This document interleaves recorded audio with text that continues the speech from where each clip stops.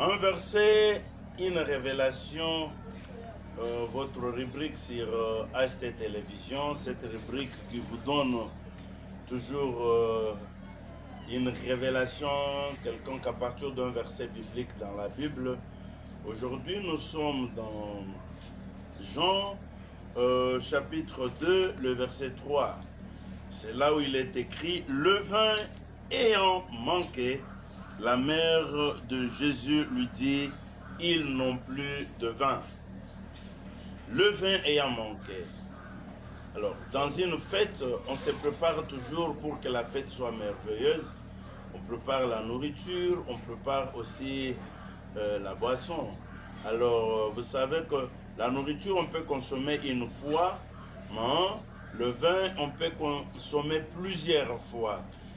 Et puis, ça peut prendre du temps, même pendant 4-5 heures du temps. Si la fête peut durer, on peut consommer toujours chaque fois le vin. La nourriture, vous êtes rassasié, vous n'en aurez plus besoin. Mais le vin, on en aura toujours besoin. Alors, le vin qui semble être très important manque maintenant dans la fête. Tout est consommé, tout est fini.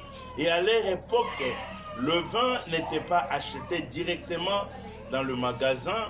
Donc on devrait acheter le raisin, le fermenter, le travailler, faire tout le processus nécessaire pour fabriquer le vin. Et surtout si vous organisez la fête, c'est vous-même qui s'organise pour fabriquer votre vin, la quantité que vous voulez selon le nombre des invités. Voilà que pour cette fête, le vin était bien préparé. On ne sait pas qu'est-ce qui s'est passé. Il y avait plusieurs invités, la quantité n'était pas suffisante. Qu'est-ce qui s'est passé exactement? On se retrouve que le vin manque. Mais dans la fête, Jésus était invité. La mère de Jésus était invitée, Marie. Mais à cette époque-là, Jésus n'était pas encore connu. Hein? Vous comprenez? Bien qu'il avait déjà quelques disciples, parce que ces miracles, on dit que c'est le premier des miracles de Jésus. C'est-à-dire qu'il n'était pas encore connu comme un faiseur de miracles, il n'était pas encore connu comme quelqu'un qui faisait encore de grandes choses. Il était ignoré de tous, mais il était dans la fête.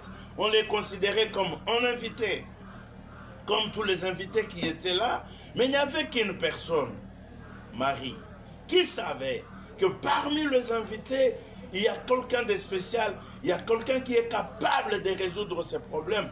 Parce que les problèmes qui étaient là n'étaient pas faciles à résoudre. Parce qu'il n'y avait pas de solution. C'était pratiquement impossible. Comme le vin avait manqué, quand est-ce qu'on pouvait acheter le raisin? Quand est-ce qu'on pouvait le fermenter? Quand est-ce qu'on pouvait fabriquer le vin? C'était pratiquement impossible. Tout le monde avait dégoûté la fête. Tout le monde cherchait à rentrer à la maison. Personne n'avait de solution.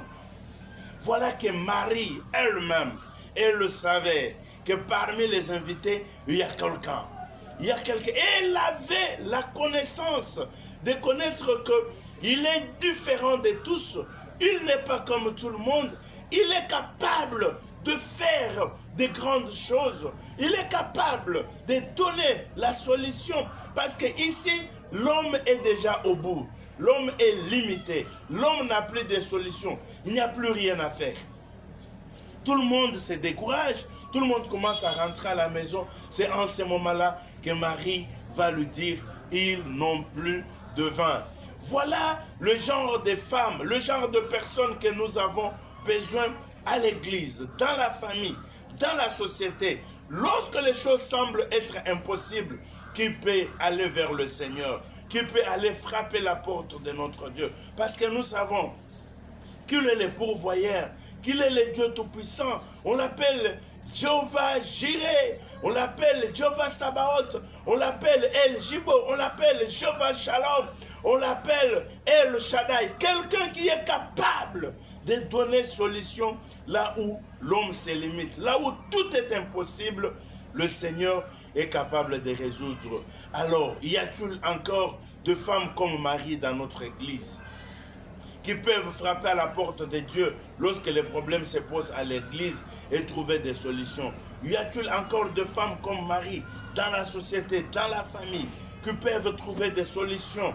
Aller frapper à la porte de Dieu là où il y a des problèmes. Elle n'a pas cherché un oncle, une tante, un ami. Elle est allée vers le Seigneur. Voilà, mes bien-aimés dans le Seigneur, que l'Église a besoin d'une personne comme Marie. Un verset, une révélation. Que Dieu vous bénisse. Amen.